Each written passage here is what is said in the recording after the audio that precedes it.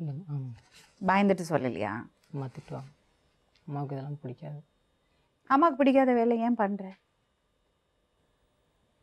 நீ அந்த பொண்ணு மேலே ஆசைப்பட்டியா நிஜமாவே? அந்த பொண்ணுல கேட்டு ரெக்வஸ்ட் பண்ணி கேட்டதுனால இது சரியா? ரிக்வெஸ்ட் பண்ணி யாராவது கேட்டால் நீங்கள் போவீங்களா குணசேகரன்? போவீங்களா? அவன் எப்படி அப்படி பேசலாம்? ம், தப்பு தான். இப்போ பிரச்சனை அதெல்லாம் கிடையாது. அவன் தப்பு பண்ணிட்டான்னு ஒத்துக்கிட்டான். இப்போ எப்படி செட்டில் பண்ண போறீங்க? அது அவனே எந்த முடிவு வந்தாலும் அவனே எடுத்துக்கிட்டோம். நாங்கள் எந்த நீங்க என்ன சொல்றீங்க? நான் என்ன சொல்றேன், எனக்கு வேணாம்.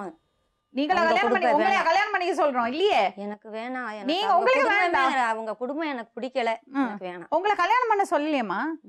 நீங்க என்ன சொன்னாலும் செய்யுங்க. எங்க குடும்பம் இதனால அவங்கனால எங்க குடும்பம் அழிஞ்சிச்சுன்னு இருக்கட்டும் விடுங்க. உங்களால் உங்க பையனால தான் அவங்க இப்படி அவமானப்பட்டு உட்காந்துருக்காங்க. அதை புரிஞ்சுங்க. என்னம்மா வேணும் உனக்கு? என்ன வேணும்? எனக்கு என் குழந்தைக்கு அப்பா. நீங்க என்ன சொல்றீங்கம்மா? எனக்கு அது நீங்கம்மா அதுதான் வேணும். அதுக்கு என்ன வேணும்? அப்பாவுக்கு ஏதாவது ஒண்ணு போடணும். அந்த வயித்துல கழுத்துல நாளைக்கு போடணும். ஒரு அதுக்கு பள்ளிக்கூடமே அப்பா வேணும்ல. சேர்க்கறாங்கன்னு வச்சுக்க, நாளைக்கு ஒரு பக்கத்து போறாங்கன்னு வச்சுக்க, அந்த பிள்ளைக்கு அப்ப யாரு? அப்பே கல்யாணம் பண்ணி கொடுத்தவங்க இருப்பாங்க. அதுக்கு வேணும்ல. அவன் இருப்பா. உன் மகன் ஏன் வந்து பேசுச்சு? ஏமா பேச விட்ட?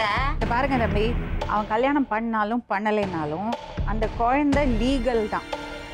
புரியுதா? அவங்க 2 பேருக்குள்ள தொடர்பு தான் இல்லீகல், சட்டத்துக்கு வெளியே. ஆனால் அந்த குழந்தை வந்து சட்டப்படி பிறக்கிறது குழந்தை தான். அதுதான் நம்ம சட்டம் சொல்லுது, நான் சொல்லலை. சொல்வதெல்லாம் உண்மை சொல்லலை.